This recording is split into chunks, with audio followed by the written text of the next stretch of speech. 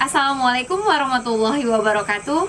Kami calon guru penggerak Angkatan 8 dari Kabupaten Kerinci, Provinsi Jambi akan melakukan demonstrasi kontekstual modul 2.3 coaching dalam supervisi akademik.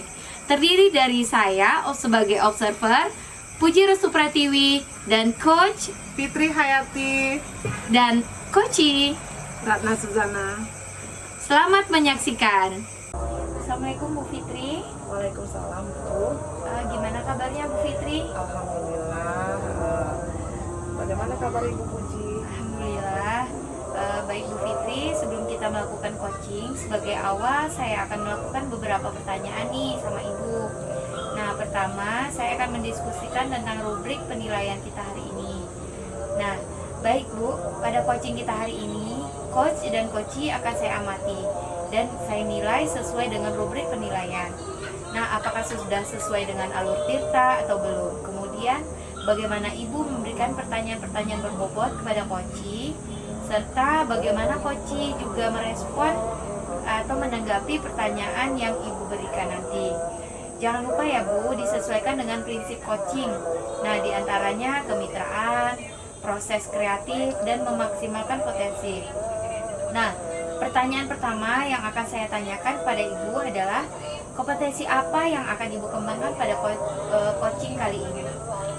Baik Ibu Puji, potensi yang ingin saya kembangkan kali ini, yang pertama adalah present, kehadiran penuh, kemudian mendengarkan aktif, kemudian memberikan pertanyaan yang berbobot. Nah, pertanyaan kedua, kompetensi mana yang ingin Ibu kembangkan secara spesifik yang ingin diobservasi? Kompetensi yang spesifik yang ingin saya kembangkan yaitu mendengarkan aktif, kemudian kompetensi memberikan pertanyaan yang berbobot, begitu Bu. Nah, kemudian terakhir ya Bu, indikator yang bagaimana yang Ibu inginkan oleh Ibu dalam proses coaching kali ini? Saya ingin coaching saya ini bisa menemukan solusi dari permasalahannya atau menemukan langkah-langkah dalam mengatasi permasalahan. Baik, demikian dulu ya Bu ya, pra-observasi kali ini. Silakan Ibu melakukan coaching terhadap coaching. Terima kasih Ibu atas kesempatannya. Sama-sama, silakan Ibu. Baik Bu. Assalamualaikum Bu Ratna. Waalaikumsalam Bu Fitri. Selamat malam Bu Ratna, apa kabarnya? Selamat malam. Alhamdulillah saya sehat bersama keluarga. Ibu gimana kabarnya? Alhamdulillah juga sama, alhamdulillah sehat. Anak-anak di sekolah gimana Bu Ratna, apa kabarnya, bagaimana? Anak-anak aman-aman Bu Fitri. Ya, pastinya begitu ya Bu. Alhamdulillah sekarang anak-anak aman. Sekarang saya juga sibuk lagi di sekolah. Ibu bagaimana kegiatannya di sekolah?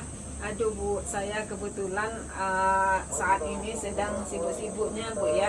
Kebetulan di sekolah saya ada AMDK, Ya. kemudian juga baru-baru ini ada lomba Ki Hajar STEM. Nah, saya ditunjuk sebagai panitianya Bu. Oh iya Bu Fitri, saya mohon maaf Bu Fitri. Mohon maaf apa ini Bu Ratna? Iya, saya kebetulan ada permasalahan sedikit yang saya alami di sekolah Bu Fitri. Permasalahan apa itu, terkait apa Bu, kira-kira pada kesempatan ini apa yang akan Ibu utarakan kepada saya? Oh gini Bu, saya terkait dengan manajemen waktu saya Bu di sekolah. Karena akhir-akhir ini saya kebetulan di sekolah begitu banyak kegiatannya Bu. Ada AMBK, kemudian juga ada lomba Ki-Hajar STEM. Kemudian saya juga ditunjuk sebagai panitianya Bu. Nah, jadi saya tentu terganggu juga dengan tugas mengajar saya yang utama sekali itu Bu Fitri. Oh gitu, jadi Bu Ratna pada hari ini menceritakan tentang kisah Bu Ratna yang di sekolah banyak sekali kegiatan. Kira-kira kalau begitu Bu Ratna hari ini tentang apa yang sudah Bu Ratna ceritakan, kira-kira di posisi skala 1 sampai 10 itu Bu Ratna berada di posisi berapa? Jadi karena di sekolah saya banyak sekali pekerjaannya Bu Fitri, saya rasanya ini berada di posisi 6 Bu Fitri, di mana tentu sebagai ibu rumah tangga juga ya yang banyak menyita waktu kita. Sampai di rumah kita sudah mengerjakan LMS juga. Nah, jadi pekerjaan sekolah juga. Jadi agak manajemen waktu saya itu agak ini ya Bu Fitri, susah untuk membagi waktu. Iya, iya. Iya Bu, betul sekali ya Bu apa yang Ibu utarakan. Bu Ratna memang dalam manajemen waktu itu sedikit sulit ya Bu, apalagi kita sebagai ibu rumah tangga, sebagai istri, sebagai guru, pendidik ya. Nah juga sama seperti ibu-ibu yang lain mungkin agak ada kesulitan dalam manajemen waktu. Nah dalam manajemen waktu ini mungkin akan ada beberapa hambatan yang akan Ibu alami ketika menghadapi hambatan-hambatan tersebut. Kira-kira apakah Ibu sudah mempunyai solusinya? Jadi untuk solusinya Bu Fit, saya juga mempunyai rencana bagaimana saya bisa meningkatkan efektivitas saya untuk menjalankan rutinitas saya sehari-harinya Bu Fitri. Jadi saya berharap nanti saya bisa berada di posisi 8. Nah, jadi dengan itu saya membuat skala prioritas Bu Fitri.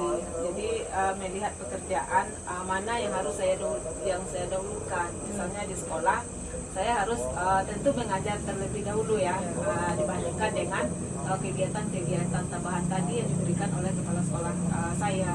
Kemudian juga sampai di rumah tentu saya juga menyelesaikan pekerjaan rumah saya terlebih dahulu, baru saya mengerjakan pekerjaan-pekerjaan lain.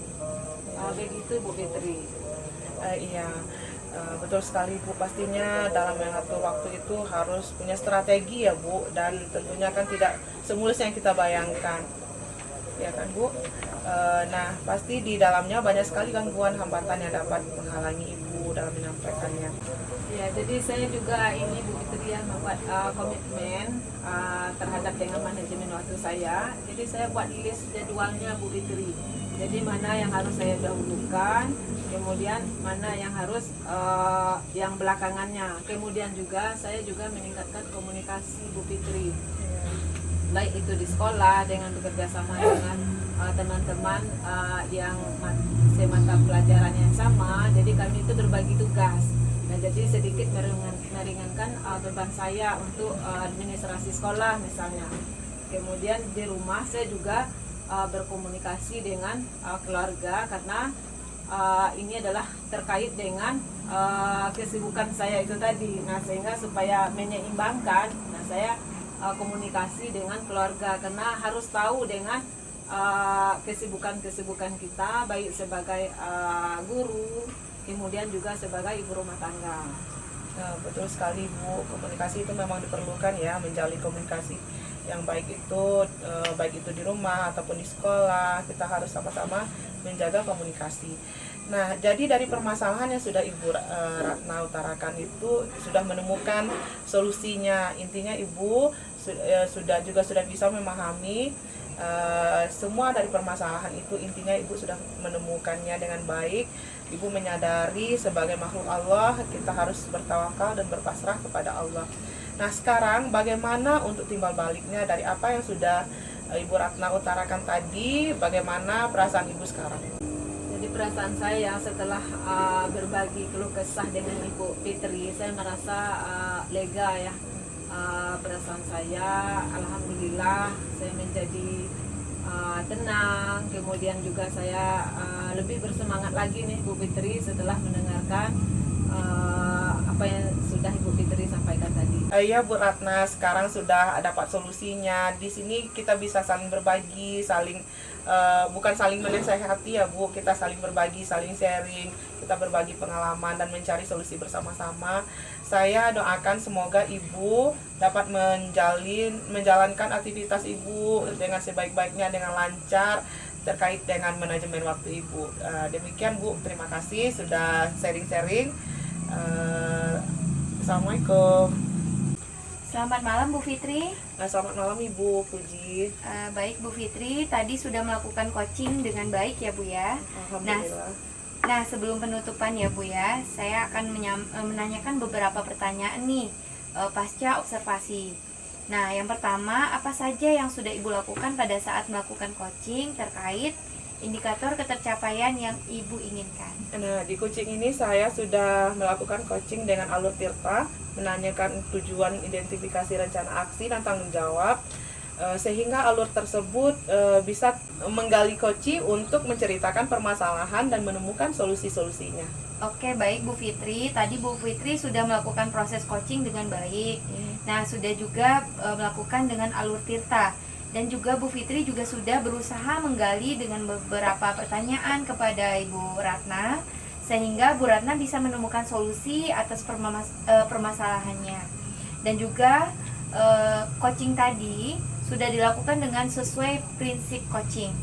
Nah, pertanyaan terakhir ya Bu ya, sebelum kita tutup, yaitu kompetensi apa lagi yang ingin Ibu kembangkan berdasarkan hasil coaching yang Ibu lakukan barusan? Kompetensi yang ingin saya lakukan yaitu dengan cara lebih memahami lagi proses kita sehingga saya nanti dapat melakukan coaching dengan lebih baik lagi. Nah, baik Bu. Semoga kedepannya kita bisa melakukan coaching dengan lebih baik lagi. Demikian juga observasi kita hari ini, semoga bermanfaat ya Bu ya.